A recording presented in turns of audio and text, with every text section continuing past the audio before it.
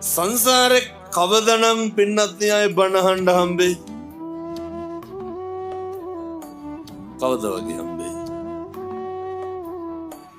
එමේ අම්මලා තාත්තලා හිතාගෙන ඉන්නේ ලබනාත්ම කවුරු වෙලා උපදී කියලා.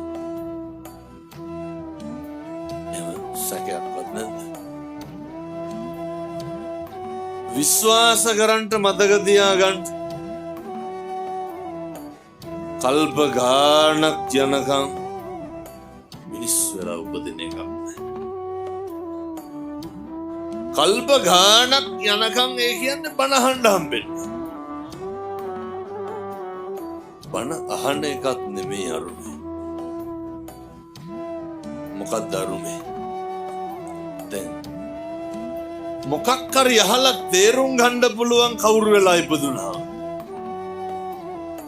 බලන්න මොයින් බල්ලොන්ටත් ඇහෙනවද? තේරුම් ගන්න පුළුවන්. නිවන් මඟ අහුරන ප්‍රබල කාරණයක් තමයි වෙනදී ව්‍යාපාදේ. කේන්තිය.